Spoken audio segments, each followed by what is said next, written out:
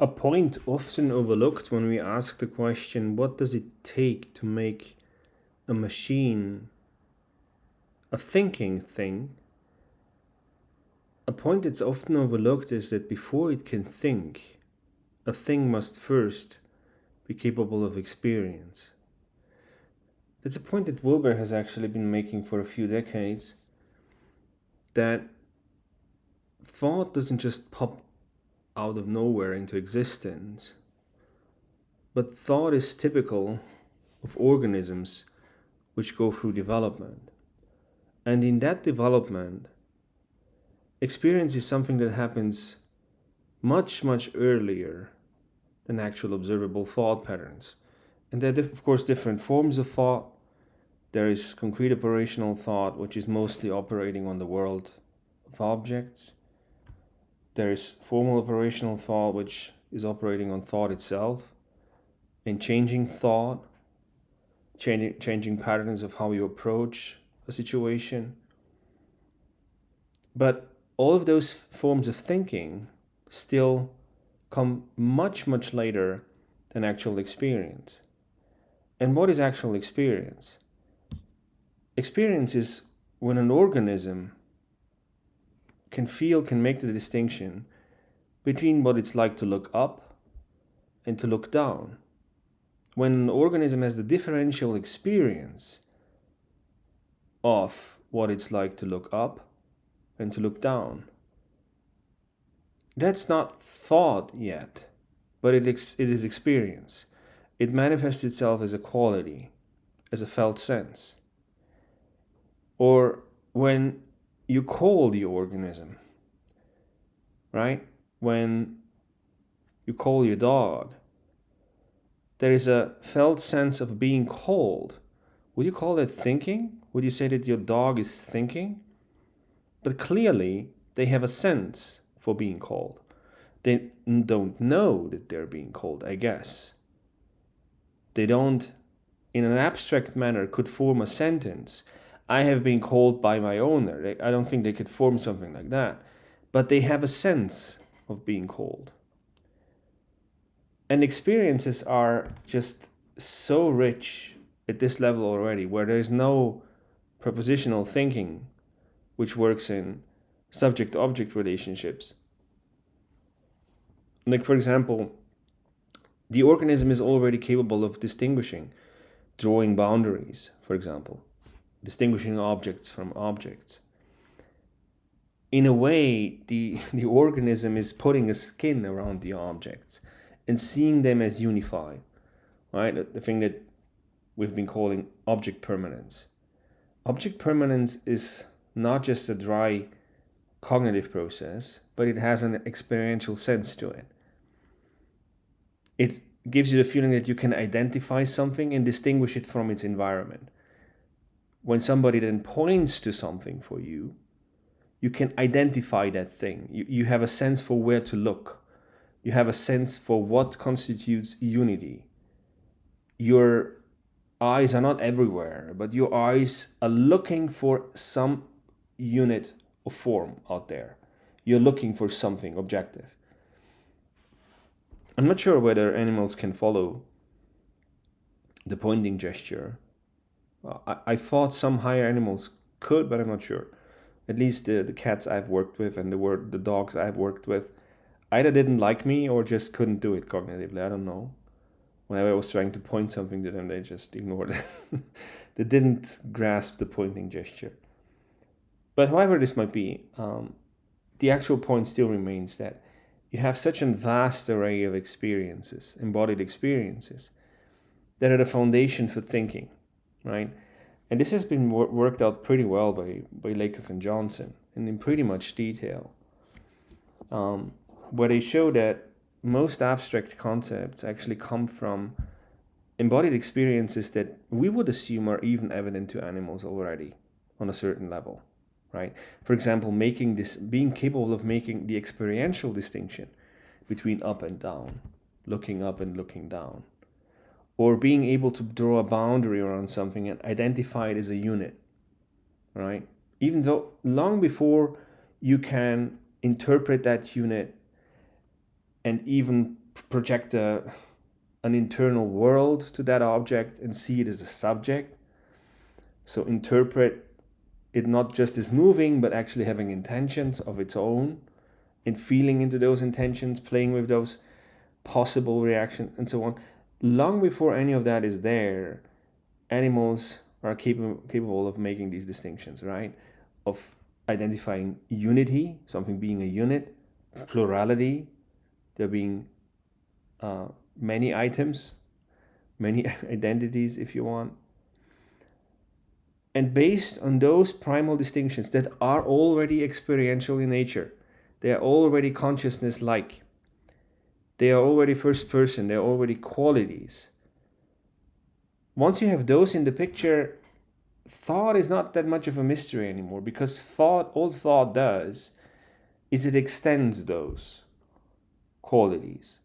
And this is what Lakoff and Johnson have been showing, is that what thought is, for example, doing is it's taking basic metaphors that we know from the physical, from the embodied world, and applying them in other areas and using them to get a grasp on those other areas. In other words, we're using our embodied consciousness, extending it to not be about our embodied experience and immediate sense experience surrounding you, but building an entire world that is made up of metaphors that are derived from other metaphors, an entire world which lets us feel into aspects of reality that are not immediate, aspects of reality that are not just immediately dealing with sense experience, but aspects of reality that need constructed thinking. So you need to create a world of metaphors through which then to perceive a reality which is not given to your senses, but is still a reality. For example, social reality is of that kind.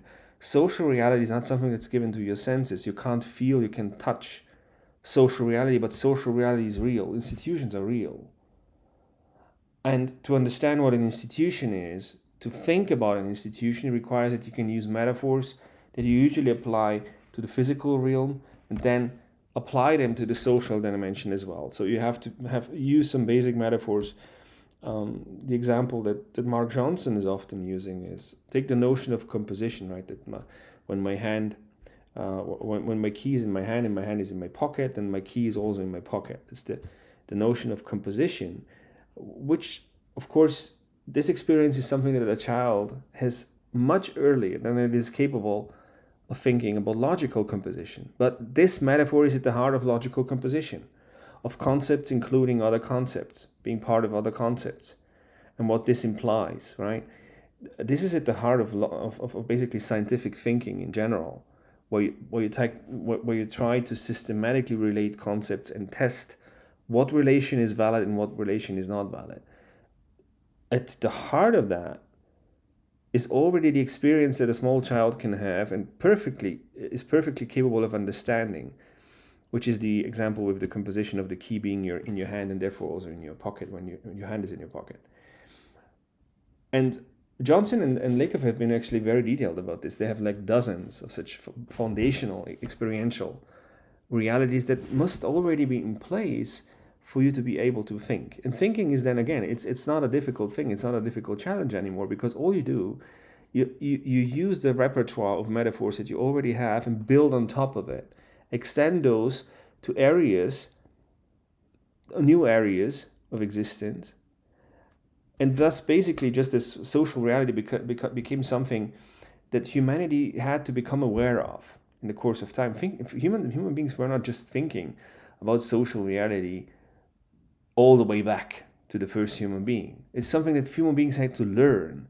And the way we learn to do that, is the way we figured it out, is that the metaphors that we use for the embodied existence are actually applicable outside of embodied existence to all kinds of domains.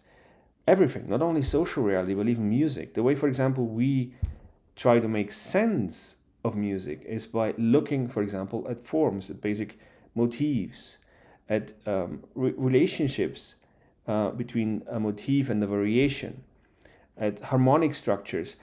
All those patterns have precursors in embodied experience that must already be there, right? All of that stuff must already be there to be then extensible into new areas, including mathematics. And this is fascinating. Um, a part of the work of Lakoff has been to point actually out and show how even mathematical concepts, abstract mathematical concepts, are grounded in those most simple experiences. And if you think about it for a moment, it couldn't be otherwise, because this explains how everybody can learn everything, right? We all are capable of those foundational embodied experiences, all human beings, and this prior to socialization.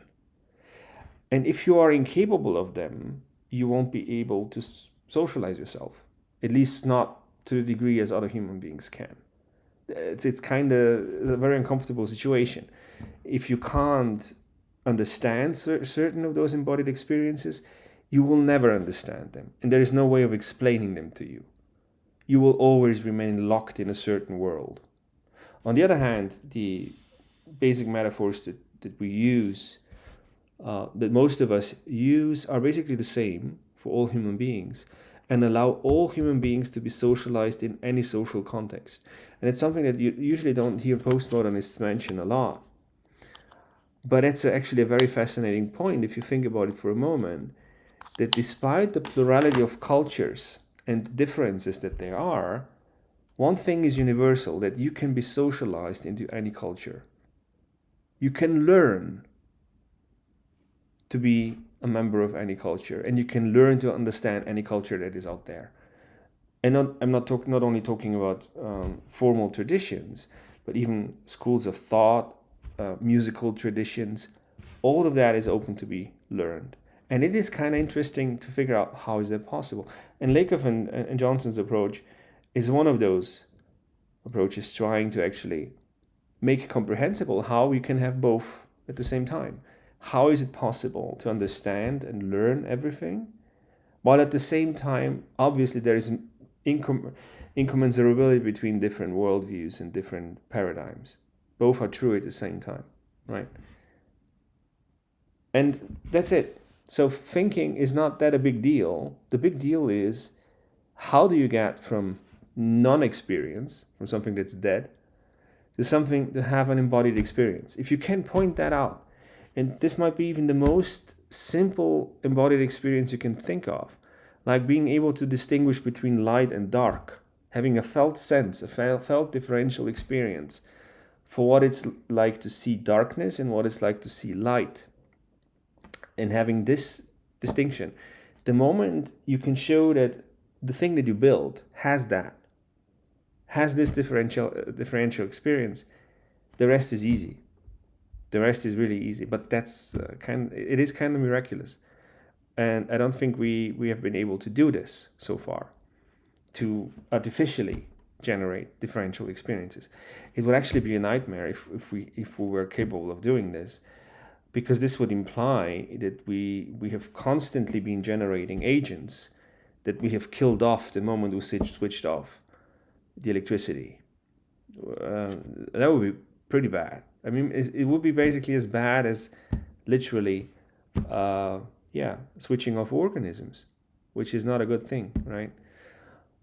So that's the thing, and it's interesting how this is not getting mentioned so often, but it's a very obvious point. Again, the point that Wilber has been making, that the moment you have embodiment, the step towards thinking and abstract thinking, and you can have many multiple levels of abstract thought. Self-consciousness is not just self-consciousness. For example, the self-consciousness of a child that we usually name when a child starts recognizing itself in the mirror is, of course, a very specific form of applying the conceptual tools that a child already has to itself. Of course, it starts simply seeing itself as in a specific body, and it starts becoming aware that its locus of agency is in its body.